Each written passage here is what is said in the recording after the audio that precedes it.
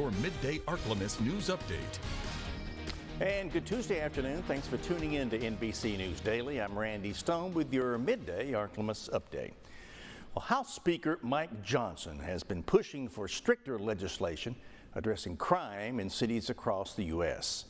And during an appearance yesterday on CNN, Johnson was asked about crime stats in Shreveport and whether the National Guard would be sent there. He says the issues lie with the city's leadership. We have a Democrat DA there who has not been prosecuting crime as some other more aggressive DAs have around the country. We have to address the crime problem in any city where it's a problem like that. And in large cities like in Chicago, as you mentioned, that would be a big help there.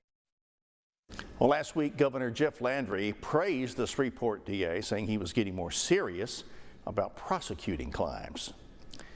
In a crime alert, the Washington Parish Sheriff is speaking out after 2 inmates escaped from jail in Franklinton.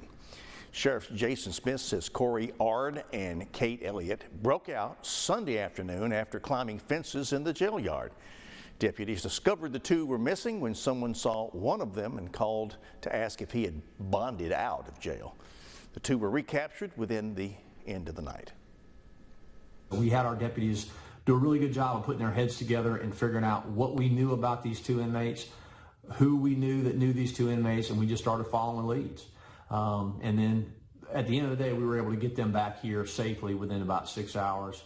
Both of them didn't cause any problems on the outside, and we were able to resolve that situation.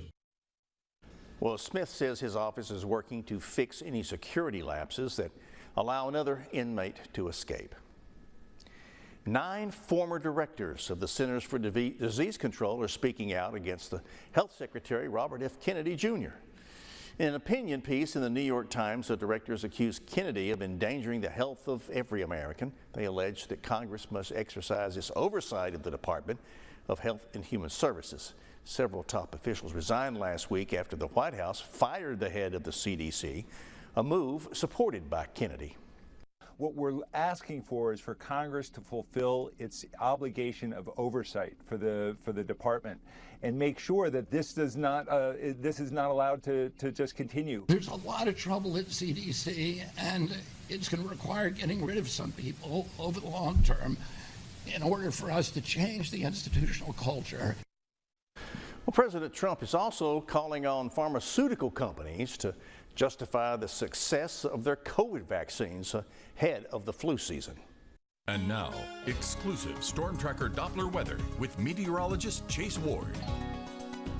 Showers and thunderstorm activity will continue as we kind of head into this afternoon and evening, so definitely keep your umbrella handy. Our winds will be mostly out of the north-northwest across South Arkansas, as we do have a very weak frontal system which will lag in place even as we go into tomorrow. Now, overnight, the rain will taper off prior to midnight, but we'll kind of keep a few clouds in the sky. We are expecting some areas of fog to develop as we go into Wednesday morning, and as we head into Wednesday evening, we'll expect more chance for scattered shower storms because of the lagging frontal boundary, but our winds will shift mostly out of the north and northwest, and as a result, we'll start to see some slightly more drier air try to seep in, but our temperatures, they will be on the climb. Even though we might have drier air in place and it helps to clear the skies for Thursday, we are expecting our temperatures to be on the climb, possibly pushing mid to upper 90s by Friday.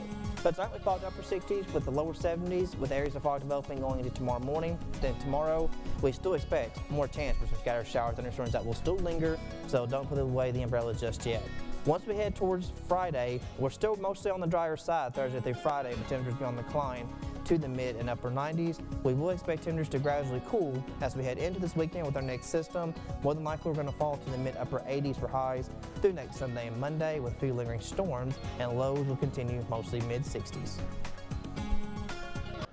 Well, that is it for our Tuesday update today, midday. NBC News Daily continues now. Keep it here for latest weather information. Let's check on our neighbors and pets. Take care of each other. See you tomorrow.